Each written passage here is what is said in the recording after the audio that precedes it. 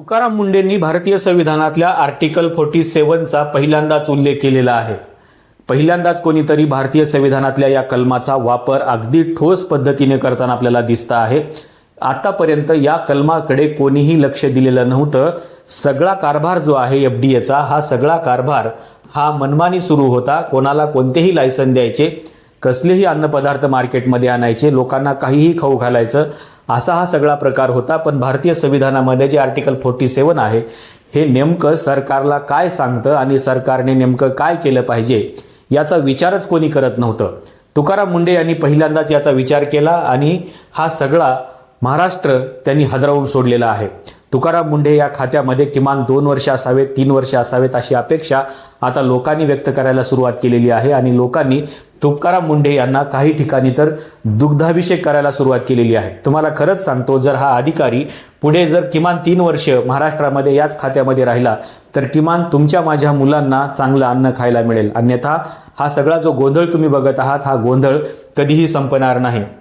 तुकाराम मुंडेंनी अतिशय ठोस पावलं उचलायला सुरुवात केलेली आहे आणि त्यांनी सरळ सांगितलेलं आहे की आता जर महाराष्ट्रामध्ये अशा प्रकारची काही गोष्टी आढळत असतील तर त्यांनी थेट आता पहिल्यांदाच या खात्याअंतर्गत मकोका हा कायदा लागू करण्याचा निर्णय घेतलेला आहे।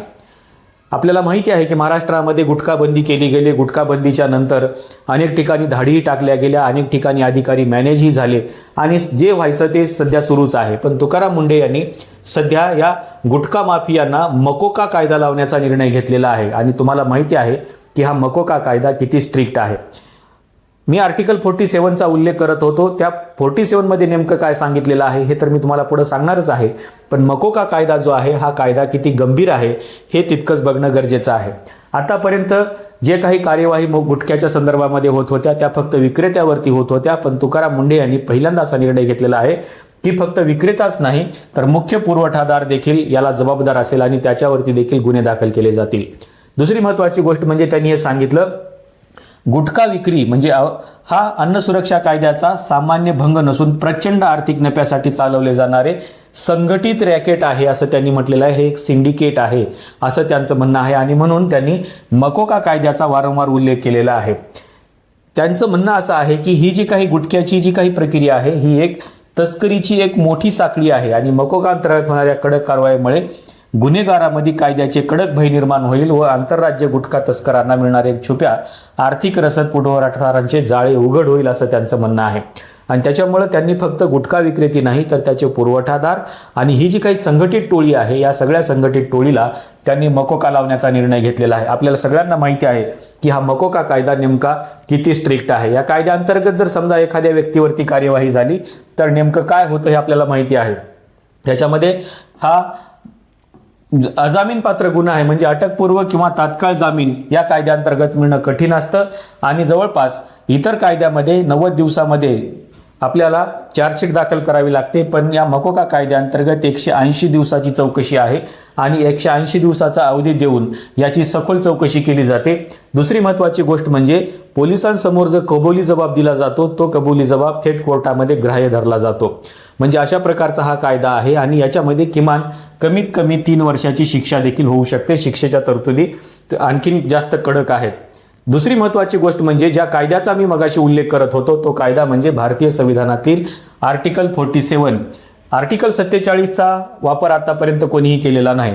भारतीय संविधानामध्ये आर्टिकल 47 हे भाग 4 मध्ये आहे आणि ते डायरेक्टिव्ह प्रिन्सिपल्सचा भाग आहे आणि डायरेक्टिव्ह प्रिन्सिपल्समध्ये राज्याने नेमकं काय करायला पाहिजे याचा उल्लेख त्यांनी केलेला आहे। खरं तर हे आर्टिकल म्हणजे काय आहे तर भारताच्या अंतर्गत सुरक्षेचं एक मोठं प्रोव्हिजन याच्यामध्ये आहे। जर तुम्ही जर बघितलं असेल तर देशाच्या बॉर्डरवर जितके लोक म्हणजे जितके सैनिक आपले मारले जात नाहीत तितकी युवा पिढी सध्या देशाच्या अंतर्गत धोक्यामध्ये आहे आणि याचा उल्लेख तुकाराम मुंडे ज्यावेळेस पत्रकार परिषदेमध्ये करतात त्यावेळेस आपल्याला दिसतं की गुटख्यामुळे किती लोकांना कॅन्सर होतो। आता एफडीएने जे काही कार्यवाही केलेली आहेत ह्या सगळ्या काढून बघा तुम्ही, म्हणजे साधारण तुम्ही पनीरचा जरी विषय घेतला तरी पनीर सध्या मार्केटमध्ये कुठेही मिळत नाही। म्हणजे काय आहे बघा, आतापर्यंत जेवढं पनीर आपण खात होतो ना ते सगळं पनीर कशा प्रकारचा असेल याचा विचार करा। कारण जर मार्केटमधून पनीर हे गायब झालं असेल तर याचा अर्थ असा आहे की मार्केटमध्ये पनीर कुठेही चांगलं मिळत नाही आणि म्हणून हे जे सगळं प्रोव्हिजन आहेत, या प्रोव्हिजन भारतीय संविधानातल्या बघितल्या पाहिजेत, कारण भारताच्या हा अंतर्गत सुरक्षेसमोरचा प्रश्न आहे. जेवढी एखाद्या राष्ट्राला बाह्य सुरक्षा महत्त्वाची असते त्यापेक्षा कितीतरी पटीने एखाद्या राष्ट्राला अंतर्गत सुरक्षा महत्त्वाची असते. आणि म्हणून अंतर्गत सुरक्षेचा मुद्दा म्हणजे हे भारतीय संविधानातलं आर्टिकल 47 आहे.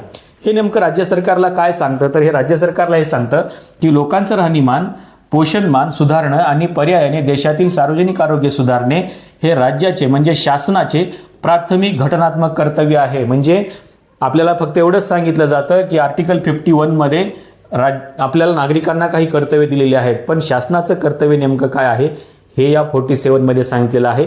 आणि हे जे काही तुकाराम मुंडे करत आहेत ना, हे शासनाचं प्राथमिक घटनात्मक कर्तव्य आहे. ते काही साधारण कर्तव्य नाही, प्राथमिक तर आहेच आहे, पण ते घटनात्मक कर्तव्य आहे.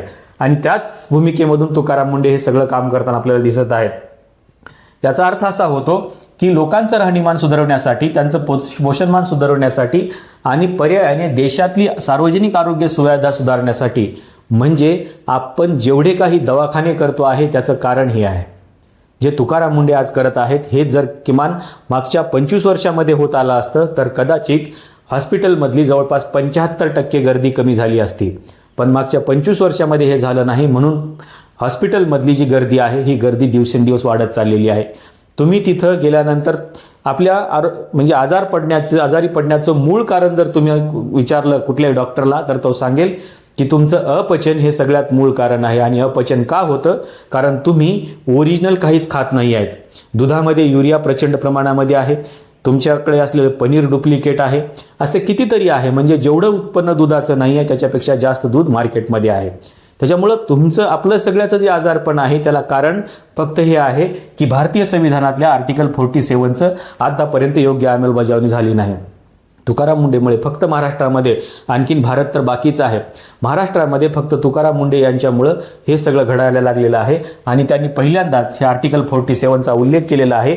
आणि आर्टिकल 47 हे संविधानाचं कलम हे केवळ कागदावर मर्यादित न राहता नागरिकांच्या आणि विशेषतः तरुण पिढीच्या सुदृढ आरोग्यासाठी प्रशासकीय इच्छाशक्तीने प्रत्यक्ष जमिनीवर उतरवणे हेच या तुकाराम मुंडे यांचं ध्येय आहे. आणि त्याच्यामुळे त्यांनी ते काम सुरू केलेलं आहे. एखाद्या अधिकाऱ्याने काय काम करावं हे राज्यघटना प्रॉपर सांगते, पण अधिकारी जर राज्यघटना वाचत नसतील तर मग ते काही करू शकणार नाहीत. आणि म्हणून या अधिकाऱ्यांनी जो निर्णय घेतलेला आहे हा निर्णय त्यांनी राज्यघटना वाचली होती म्हणून त्यांनी हा निर्णय घेतलेला आहे. इतर अधिकाऱ्यांनी कदाचित राज्यघटना वाचली नसेल आणि म्हणून ते असे निर्णय घेऊ शकत नाहीत. पण एक गोष्ट खरी आहे की जर आर्टिकल 47चं या देशामध्ये प्रॉपर असं जर त्याची अंमलबजावणी झाली तर तुमचं माझं आरोग्य सुदृढ होऊ शकतं, तुम्ही आम्ही कधीही आजारी पडणार नाही. पण हे करण्यासाठी तुकाराम मुंडे सारख्या अधिकाऱ्यांची गरज आहे. आता जर शासनाने कदाचित यांची बदली केली, आतापर्यंत माझ्या माहितीस्तव 25 वेळा त्यांची बदली झालेली आहे, पण आता जर त्यांची बदली केली तर हे जनआंदोलन झालं पाहिजे आणि लोकांनी तुकाराम मुंडेंना किमान 5 वर्ष या पदावरती कायम ठेवण्याचा आग्रह धरला पाहिजे. आणि सगळ्याच अधिकाऱ्यांनी भारताच्या राज्यघटनेचा वापर करून काम केलं पाहिजे, अशी सक्ती देखील आता जनतेने केली पाहिजे. तरच तुम्ही आम्ही, तुमचं आमचं आयुष्य हे चांगलं होऊ शकतं, सुधरू शकतं आणि तुमच्या माझ्या मुलांचं आरोग्य देखील निरोगी राहू शकतं. तुम्हाला नेमकं तुकाराम मुंडे यांच्या या कार्यवाहीबद्दल नेमकं काय वाटतं ते 5 वर्ष या पदावरती राहिले पाहिजेत का हे सांगायला विसरू नका. आणि सगळ्याच अधिकाऱ्यांनी भारतीय संविधानातल्या आर्टिकल 47चा नव्याने विचार केला पाहिजे असं तुम्हाला वाटतं का? जर तुमचं उत्तर होय असेल तर तुकाराम मुंडे यांना सपोर्ट करायला विसरू नका. आणि त्यांची जर बदली झाली तर याचं रूपांतर जनआंदोलनामध्ये देखील करायला विसरू नका.